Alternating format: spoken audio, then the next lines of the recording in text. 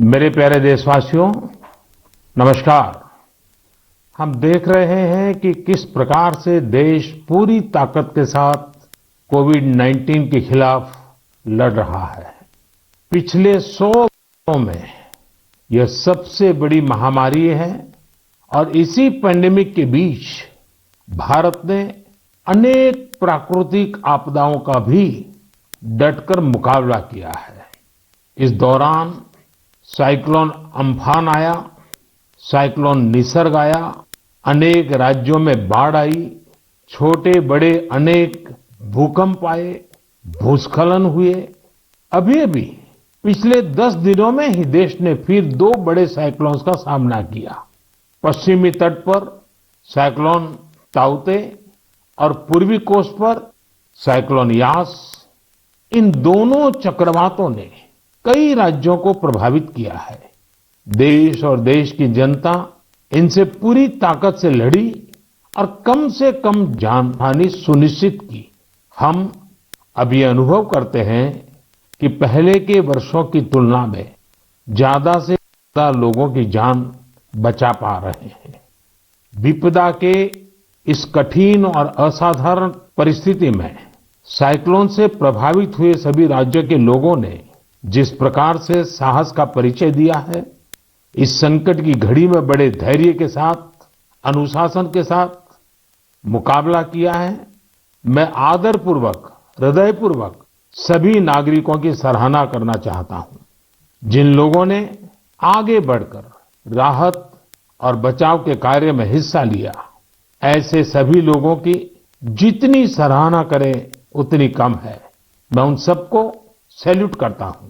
केंद्र, राज्य सरकारें और स्थानीय प्रशासन सभी एक साथ मिलकर इस आपदा का सामना करने में जुटे हुए हैं।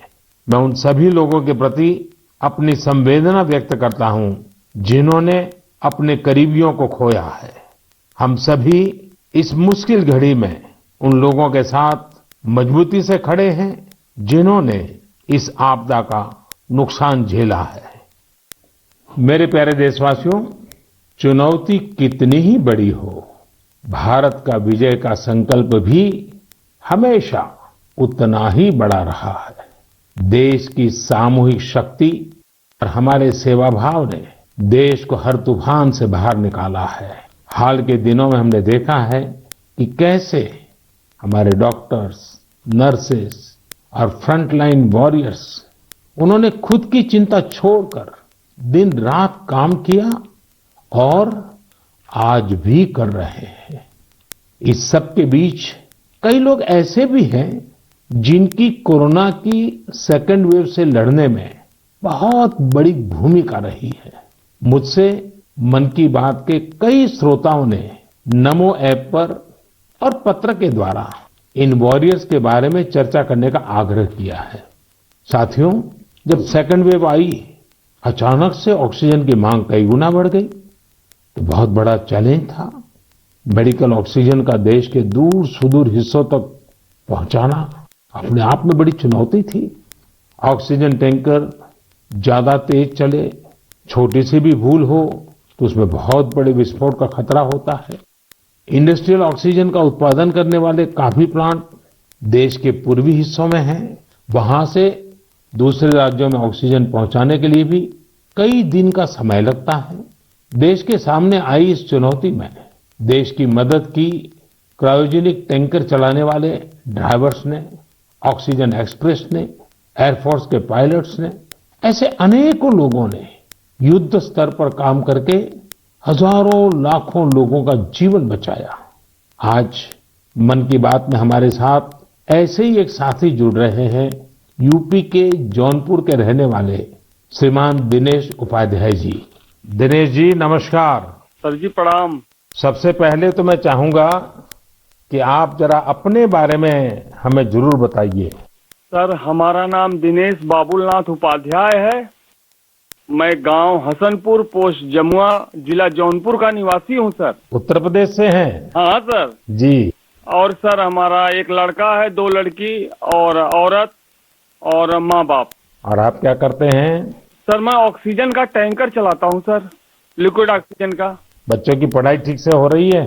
हाँ सर, बच्चों की पढ़ाई हो रही है, लड़कियां भी पढ़ रही हैं दोनों, और मेरा लड़का भी पढ़ रहा है ये सर। ऑनलाइन पढ़ाई भी ठीक से चलती है उनकी? हाँ सर, अच्छे ढंग से कर रहे हैं। अभी बच्चियां हमारी पढ़ रही हैं, ऑनलाइन में ही पढ़ रही हैं सर। सर 15 से 17 साल हो गया सर, मैं ऑक्सीजन का टैंकर चलाता हूँ सर। अच्छा, आप ये 15-17 साल से सिर्फ ऑक्सीजन लेके जाते हैं, तो सिर्फ ट्रक ड्राइवर नहीं है आप, एक प्रकार से लाखों का जीवन बचाने में लगे हैं। सर हमारा काम ही ऐसा है सर, ऑक्सीजन टैंकर का, कि हमारी जो कंपनी है आइनॉक्स कंपनी, वो भी हमारा लोग का बहुत ख्याल करती है। और हम लोग कहीं भी जाके ऑक्सीजन खाली करते हैं तो हमें बहुत खुशी मिलती है सर। लेकिन अभी कोरोना के समय में आपकी जिम्मेदारी बहुत बढ़ गई है। हाँ सर, बहुत बढ़ गई है। जब आप अपने ट्रक की ड्राइविंग सीट पर होते हैं तो आपके मन में क्या भाव होता है? पहले की तुलना में क्या अलग अनुभव? काफी दबाव भी रहता होगा, मानसिक तनाव रहता होगा, परिवार की चिंता, कोरोना का माहौल, लोगों की तरफ से दबाव, मांगे, क्या कुछ होता होगा? सर हमें कोई चिंता नहीं होता, हमें खाली यही होता है कि मैं अपना जो कर्तव्य कर रहा हूँ सर जी, वो हम टाइम पे लेके, अगर हमारे ऑक्सीजन से किसी को अगर जीवन मिलता है तो ये हमारे लिए बहुत गौरव की बात है। बहुत उत्तम तरीके से आप अपनी भावना व्यक्त कर रहे हो। अच्छा, ये बताइए, आज जब इस महामारी के समय लोग आपके काम के महत्व को देख रहे हैं, जो शायद पहले इतना नहीं समझा होगा, अब समझ रहे हैं, तो क्या आपके और आपके काम के प्रति उनके नजरिए में परिवर्तन आया है? हाँ सर जी, अभी पहले हम ऑक्सीजन के ड्राइवर कहीं भी जाम में इधर उधर फंसे रहते थे, लेकिन आज के डेट में प्रशासन ने भी हमारा लोग का बहुत हेल्प किया। और जहां भी हम जाते हैं, हम भी, हमारे अंदर से एक जिज्ञासा आती है, हम कितने जल्दी पहुंच के लोगों की जान बचाएं सर। चाहे खाना मिले चाहे न मिले, कुछ भी दिक्कत हो, लेकिन हम हॉस्पिटल पहुंचते हैं जब टैंकर लेके, और देखते हैं कि हॉस्पिटल वाले हम लोग को वी का इशारा करते हैं, उनके फैमिली लोग जिसके घर वाले एडमिट होते हैं। अच्छा, विक्ट्री का भी बताते हैं? हाँ सर, वी बताते हैं, कोई अंगूठा दिखाता है। हमको बहुत तसल्ली आती है हमारे जीवन में कि हमने कोई अच्छा काम जरूर किया है, जो मुझे ऐसा सेवा करने का अवसर मिला है सर। सारी थकान उतर जाती होगी। हाँ सर, हाँ सर। तो घर आकर के बच्चों से बातें बताते हो आप सब? नहीं सर, बच्चे तो हमारे गांव में रहते हैं, हम तो यहाँ आइनॉक्स एयर प्रोडक्ट में मैं ड्राइवरी करता हूँ। 8-9 महीने के बाद तब घर जाता हूँ। तो कभी फोन पे बच्चों से बात करते होंगे तो? हाँ सर, बराबर होता है। तो उनके मन में रहता होगा, पिताजी जरा संभालिए ऐसे समय। सर जी, वो लोग बोलते हैं पापा काम करो लेकिन अपने सेफ्टी से करो, और हम लोग सर सेफ्टी से काम करते हैं। हमारा मानगांव प्लांट भी है और आइनॉक्स बहुत हमारा लोग का हेल्प करता है। चलिए दिनेश जी, मुझे बहुत अच्छा लगा आपकी बातें सुन करके, और देश को भी लगेगा कि इस कोरोना की लड़ाई में कैसे कैसे किस प्रकार से लोग काम कर रहे हैं। आप 9-9 महीने तक अपने बच्चों को नहीं मिल रहे हैं, परिवार को नहीं मिल रहे हैं, सिर्फ लोगों की जान बच जाए। जब ये देश सुनेगा ना, देश को गर्व होगा कि लड़ाई हम जीतेंगे, क्योंकि दिनेश उपाध्याय जैसे लाखों लाखों ऐसे लोग हैं जो जी जान से जुटे हुए हैं। सर जी, हम लोग कोरोना को किसी ना किसी दिन जरूर हराएंगे सर जी। चलिए दिनेश जी, आपकी ये भावना, यही तो देश की ताकत है। बहुत बहुत धन्यवाद दिनेश जी, और आपके बच्चों को मेरे आशीर्वाद कहिएगा। ठीक है, प्रणाम। धन्यवाद। प्रणाम। धन्यवाद। साथियों, जैसा कि दिनेश जी बता रहे थे, वाकई जब एक टैंकर ड्राइवर ऑक्सीजन लेकर अस्पताल पहुंचते हैं तो ईश्वर के भेजे गए दूत ही लगते हैं। हम समझ सकते हैं कि ये काम कितनी जिम्मेदारी का होता है और इसमें कितना मानसिक दबाव भी होता है। साथियों, चुनौती के इसी समय में ऑक्सीजन के ट्रांसपोर्टेशन को आसान करने के लिए भारतीय रेल भी आगे आई है। ऑक्सीजन एक्सप्रेस, ऑक्सीजन रेल ने सड़क पर चलने वाले ऑक्सीजन टैंकर से कहीं ज्यादा तेजी से, कहीं ज्यादा मात्रा में ऑक्सीजन देश के कोने कोने में पहुंचाई। माताओं बहनों को यह सुनकर गर्व होगा कि एक ऑक्सीजन एक्सप्रेस तो पूरी तरह महिलाएं ही चला रही है। देश की हर नारी को इस बात का गर्व होगा। इतना ही नहीं, हर हिंदुस्तानी को गर्व होगा। मैंने ऑक्सीजन एक्सप्रेस की एक लोको पायलट शिरीषा गजनी जी को मन की बात में आमंत्रित किया है। शिरीषा जी, नमस्ते। नमस्ते सर, कैसे है सर? मैं बहुत ठीक हूँ शिरिषा जी। मैंने सुना है कि आप तो रेलवे पायलट के रूप में काम कर रही है और मुझे बताया गया कि आपकी पूरी महिलाओं की टोली ये ऑक्सीजन एक्सप्रेस को चला रही है। शिरिषा जी, आप बहुत ही शानदार काम कर रही हैं।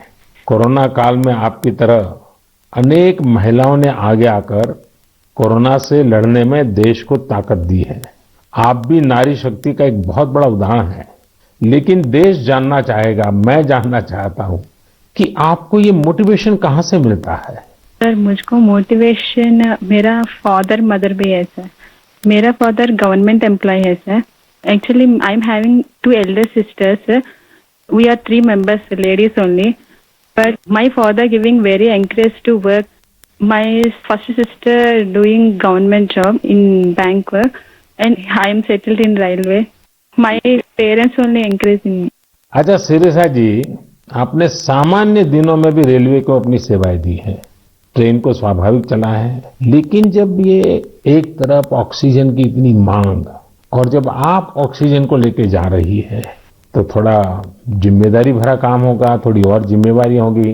सामान्य गुड्स को ले जाना अलग बात है, ऑक्सीजन तो बहुत ही डेलिकेट भी होती है चीजें। तो क्या अनुभव आता था? मैं हैप्पीली फील किया ये काम करने के लिए। ऑक्सीजन स्पेशल देने के टाइम में सभी देखिए, सेफ्टी का wise, formation wise any leakage है। नेक्स्ट इंडियन रेलवे भी सपोर्टिव है सर। ये ऑक्सीजन चलाने के लिए मुझको ग्रीन पाथ दिया। ये गाड़ी चलाने के लिए 125 किलोमीटर 1.5 आवर में रीच हो गया। इतना रेलवे भी रेस्पॉन्सिबिलिटी ले लिया, मैं भी रेस्पॉन्सिबिलिटी है सर। वाह, चलिए शिरिषा जी, मैं आपको बहुत बधाई देता हूं और आपके पिताजी माताजी को विशेष रूप से प्रणाम करता हूं, जिन्होंने तीनों बेटियों को इतनी प्रेरणा दी और उनको इतना आगे बढ़ाया और इस प्रकार का हौसला दिया है। और मैं समझता हूं ऐसे माँ बाप को भी प्रणाम और आप सभी बहनों को भी प्रणाम, जिन्होंने इस प्रकार से देश की सेवा भी की और जज्बा भी दिखाया है। बहुत बहुत धन्यवाद शिरिषा जी। धन्यवाद सर, थैंक यू सर। आपका ब्लेसिंग चाहिए सर। बस परमात्मा का आशीर्वाद आप पर बना रहे, आपके माता पिता का आशीर्वाद बना रहे। धन्यवाद जी। धन्यवाद सर। साथियों, हमने अभी शिरिषा जी की बात सुनी। उनके अनुभव प्रेरणा भी देते हैं, भावुक भी करते हैं।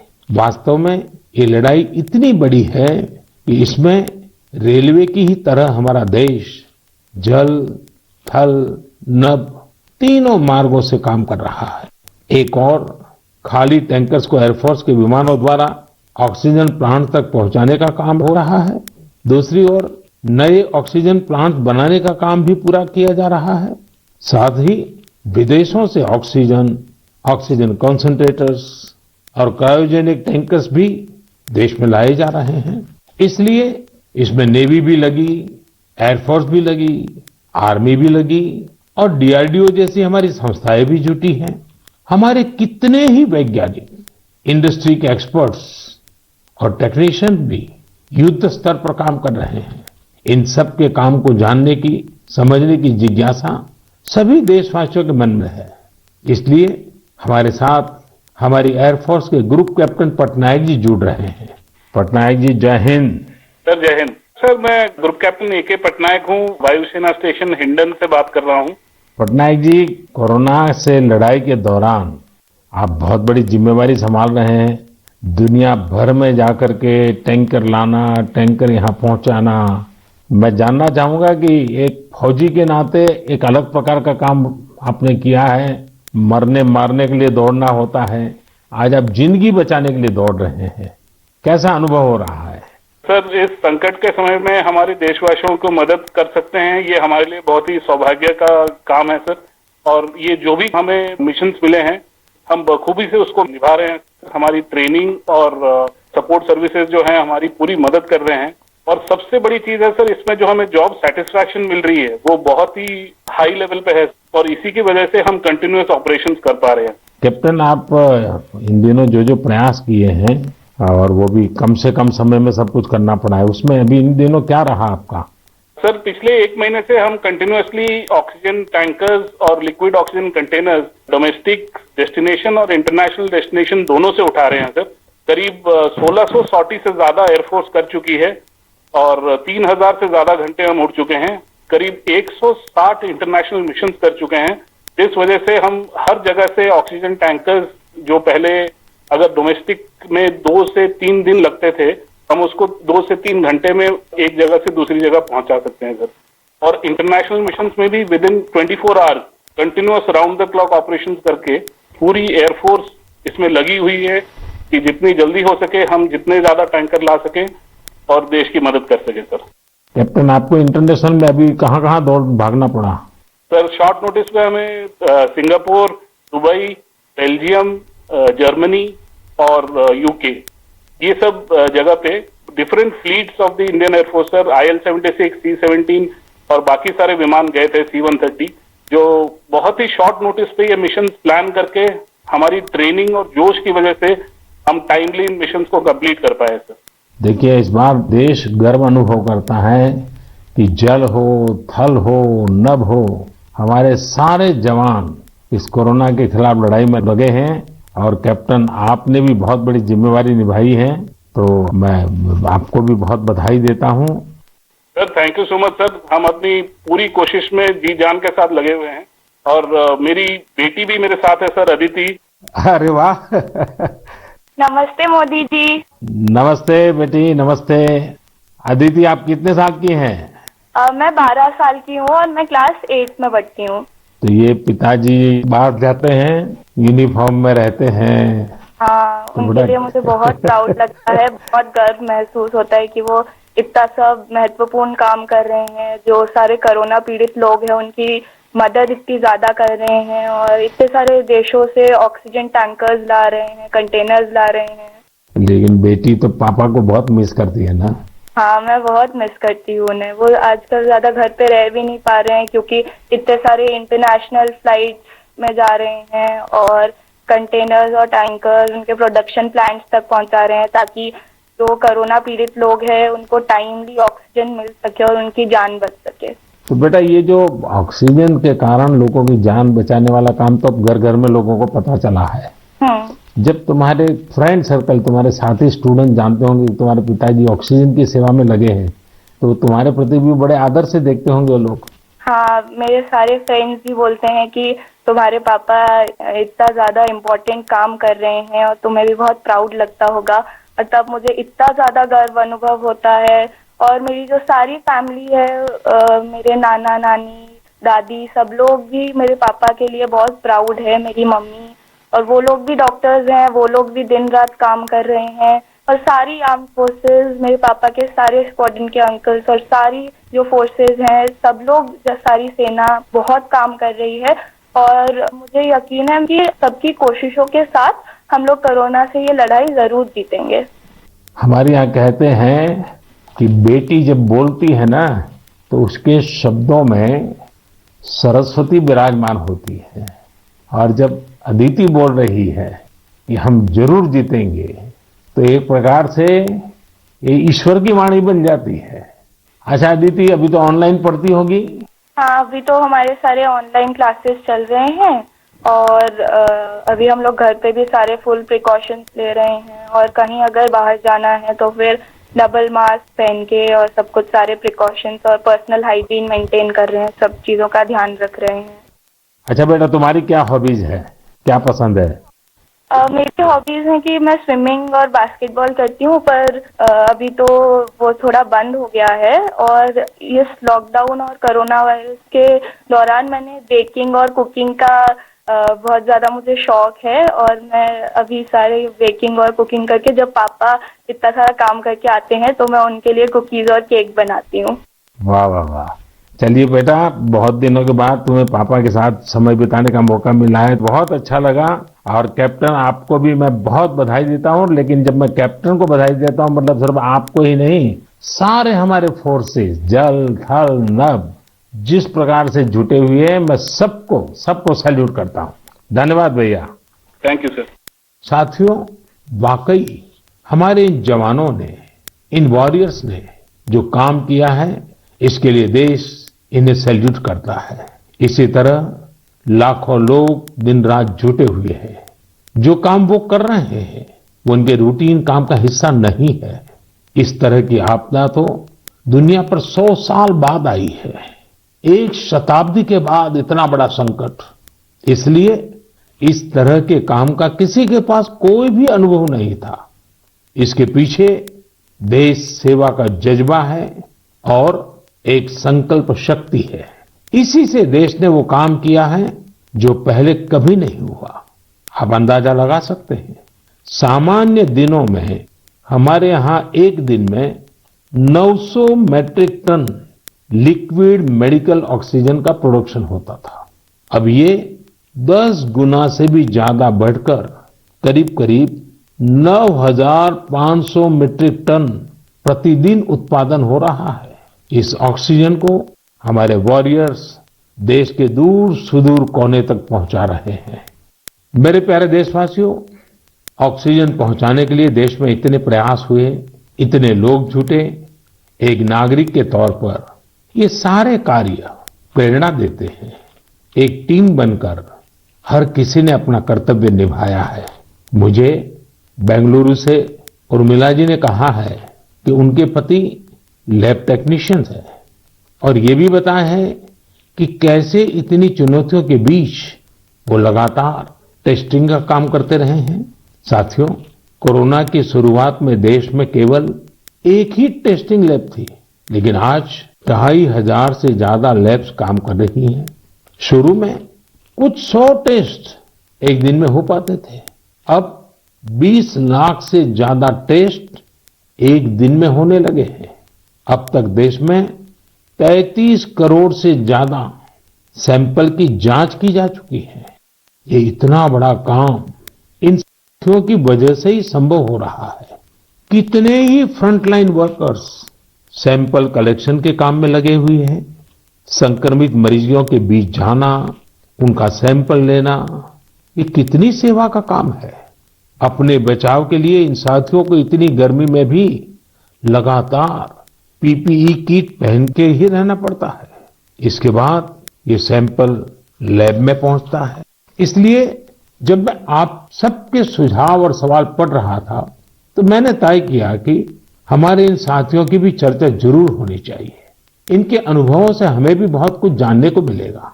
तो आइए दिल्ली में एक लैब टेक्नीशियन के तौर पर काम करने वाले हमारे साथी प्रकाश कांडपाल जी से बात करते हैं।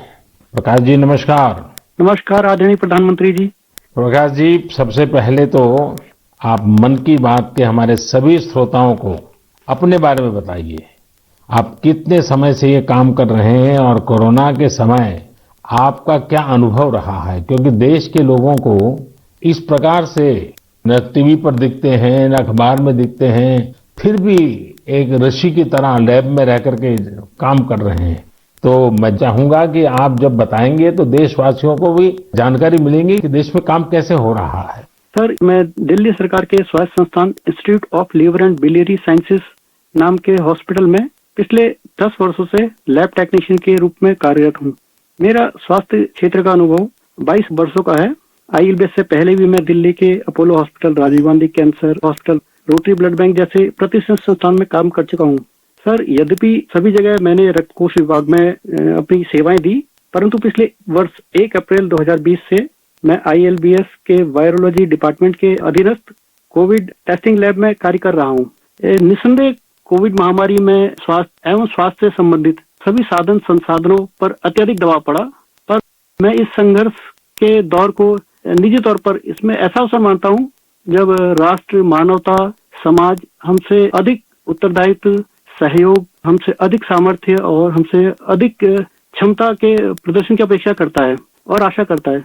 और सर, जब हम राष्ट्र के, मानवता के, समाज की अपेक्षा के और आशा के अनुरूप अपने स्तर पर, जो कि एक बूंद के बराबर है, हम उस पर काम करते हैं, खरा उतरते हैं, तो एक गौरव की अनुभूति होती है।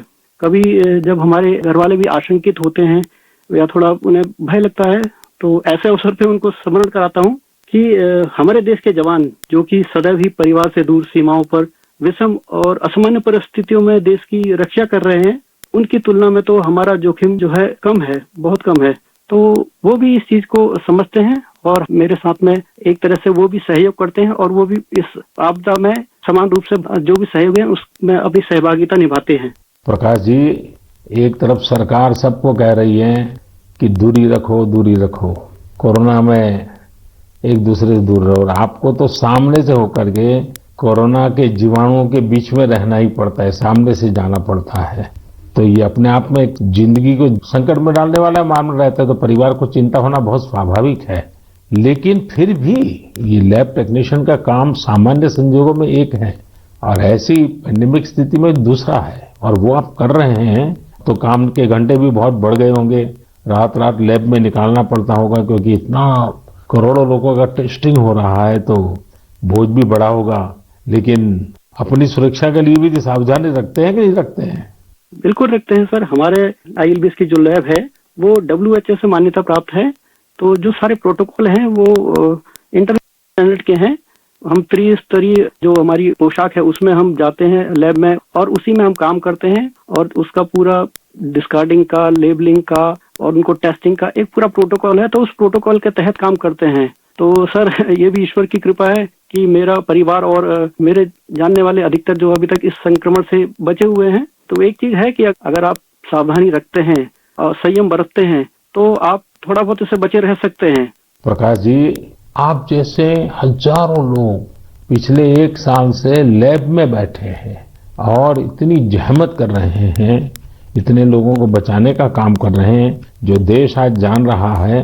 लेकिन प्रकाश जी, मैं आपके माध्यम से आपकी बिरादरी के सभी साथियों को हृदयपूर्वक धन्यवाद करता हूं, देशवासियों की तरफ से धन्यवाद करता हूं, और आप स्वस्थ रहिए, आपका परिवार स्वस्थ रहे, मेरी बहुत शुभकामनाएं हैं। धन्यवाद प्रधानमंत्री जी, मैं आपका बहुत बहुत आभारी हूँ कि आपने मुझे अवसर प्रदान किया। धन्यवाद भैया।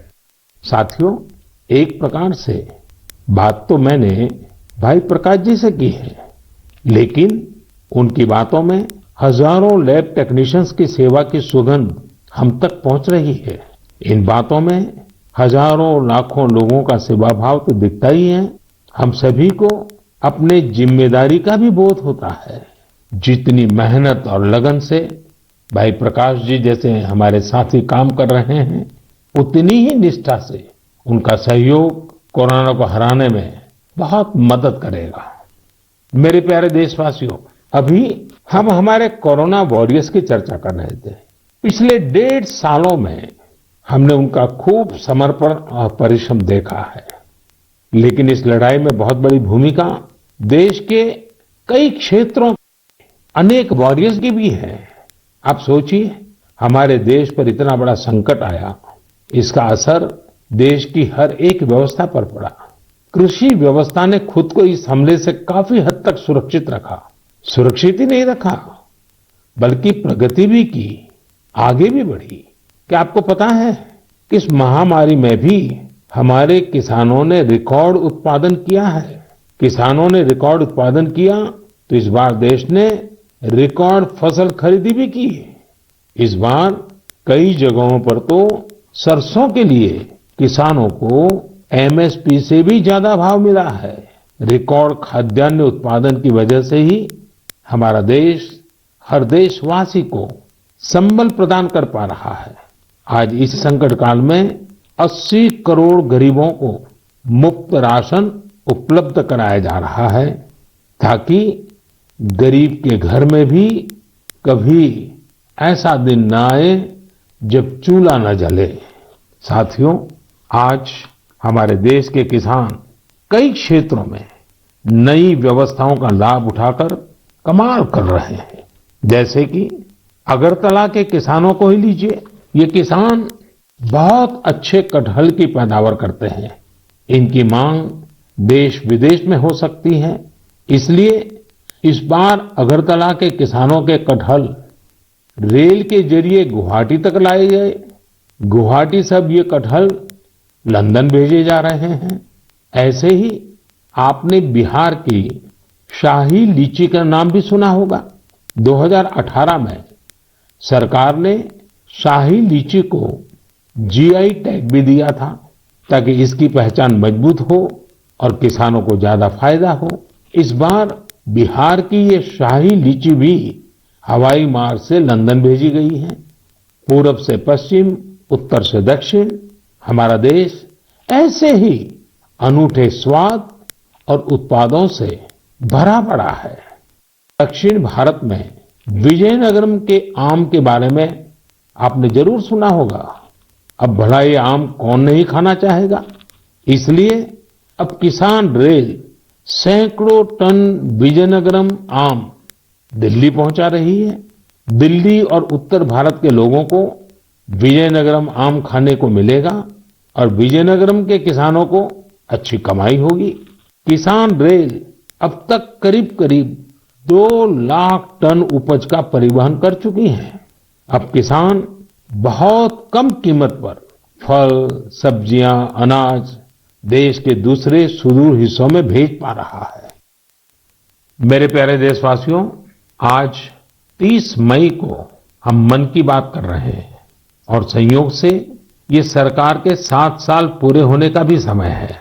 इन वर्षों में देश सबका साथ, सबका विकास, सबका विश्वास के मंत्र पर चला है। देश की सेवा में हर क्षण समर्पित भाव से हम सभी ने काम किया है। मुझे कई साथियों ने पत्र भेजे हैं और कहा है कि मन की बात में 7 साल की हमारी आपकी इस साझी यात्रा पर भी चर्चा करूं। साथियों, इन 7 वर्षों में जो कुछ भी उपलब्धि रही है वो देश की रही है, देशवासियों की रही है। कितने ही राष्ट्रीय गौरव के क्षण हमने इन वर्षों में साथ मिलकर अनुभव किए हैं। जब हम ये देखते हैं कि अब भारत दूसरे देशों की सोच और उनके दबाव में नहीं, अपने संकल्प से चलता है, तो हम सबको गर्व होता है। जब हम देखते हैं कि अब भारत अपने खिलाफ साजिश करने वालों को मुंहतोड़ जवाब देता है, तो हमारा आत्मविश्वास और बढ़ता है। जब भारत राष्ट्रीय सुरक्षा के मुद्दों पर समझौता नहीं करता, जब हमारी सेनाओं की ताकत बढ़ती है, तो हमें लगता है कि हाँ, हम सही रास्ते पर हैं। साथियों, मुझे कितने ही देशवासियों के संदेश, उनके पत्र देश के कोने कोने से मिलते हैं। कितने ही लोग देश को धन्यवाद देते हैं कि 70 साल बाद उनके गांव में पहली बार बिजली पहुंची है। उनके बेटे बेटियां उजाले में, पंखे में बैठ करके पढ़ रहे हैं। कितने ही लोग कहते हैं कि हमारा भी गांव अब पक्की सड़क से शहर से जुड़ गया है। मुझे याद है, एक आदिवासी इलाके से कुछ साथियों ने मुझे संदेश भेजा था कि सड़क बनने के बाद पहली बार उन्हें ऐसा लगा कि वो भी बाकी दुनिया से जुड़ गए हैं। ऐसे ही कहीं कोई बैंक खाता खोलने की खुशी साझा करता है, तो कोई अलग अलग योजनाओं की मदद से जब नया रोजगार शुरू करता है, तो उस खुशी में मुझे भी आमंत्रित करता है। प्रधानमंत्री आवास योजना के तहत घर मिलने के बाद गृह प्रवेश के आयोजन में कितने ही निमंत्रण मुझे हमारे देशवासियों की ओर से लगातार मिलते रहते हैं। इन 7 सालों में आप सबकी ऐसी करोड़ों खुशियों में मैं शामिल हुआ हूं। अभी कुछ दिन पहले ही मुझे गांव से एक परिवार ने जल जीवन मिशन के तहत घर में लगे पानी के नल की एक फोटो भेजी। उन्होंने इस फोटो का कैप्शन लिखा था, मेरे गांव की जीवन धारा। ऐसे कितने ही परिवार हैं। आजादी के बाद 7 दशकों में हमारे देश के केवल 3.5 करोड़ ग्रामीण घरों में ही पानी के कनेक्शन थे, लेकिन पिछले 21 महीनों में ही 4.5 करोड़ घरों को साफ पानी के कनेक्शन दिए गए हैं। इनमें से 15 महीने तो कोरोना काल के ही थे। इसी तरह का एक नया विश्वास देश में आयुष्मान योजना से भी आया है। जब कोई गरीब मुफ्त इलाज से स्वस्थ होकर घर आता है, तो उसे लगता है कि उसे नया जीवन मिला है। उसे भरोसा होता है कि देश उसके साथ है। ऐसे कितने ही परिवारों का आशीर्वचन, करोड़ों माताओं का आशीर्वाद लेकर हमारा देश मजबूती के साथ विकास की ओर अग्रसर है। साथियों, इन 7 सालों में भारत ने डिजिटल लेन देन में दुनिया को नई दिशा दिखाने का काम किया है। आज किसी भी जगह जितनी आसानी से आप चुटकियों में डिजिटल पेमेंट कर देते हैं, वो कोरोना के समय में भी बहुत उपयोगी साबित हो रहा है। आज स्वच्छता के प्रति देशवासियों की गंभीरता और सतर्कता बढ़ रही है। हम रिकॉर्ड सैटेलाइट भी विकसित कर रहे हैं और रिकॉर्ड सड़कें भी बना रहे हैं। इन 7 वर्षों में ही देश के अनेकों पुराने विवाद भी पूरी शांति और सौहार्द से सुलझाए गए हैं। पूर्वोत्तर से लेकर कश्मीर तक शांति और विकास का एक नया भरोसा जगा है। साथियों, क्या आपने सोचा है ये सब काम जो दशकों में भी नहीं हो सके, इन 7 सालों में कैसे हुए?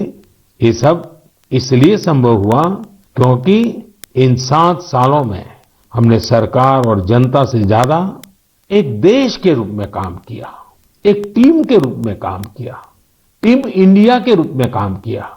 हर नागरिक ने देश को आगे बढ़ाने में एकाध कदम आगे बढ़ाने का प्रयास किया है। हाँ, जहां सफलताएं होती हैं वहां परीक्षाएं भी होती हैं।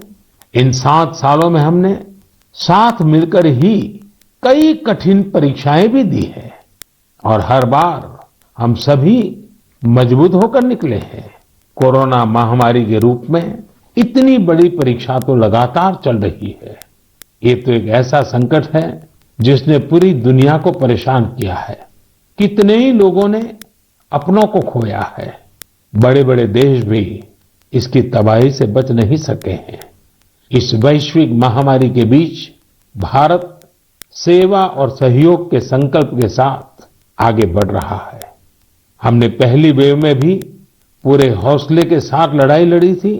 इस बार भी वायरस के खिलाफ चल रही लड़ाई में भारत विजयी होगा। 2 गज की दूरी, मास्क से जुड़े नियम हो या फिर वैक्सीन, हमें ढिलाई नहीं करनी है। यही हमारी जीत का रास्ता है। अगली बार जब हम मन की बात में मिलेंगे तो देशवासियों के कई और प्रेरणादायक उदाहरणों पर बात करेंगे और नए विषयों पर चर्चा करेंगे।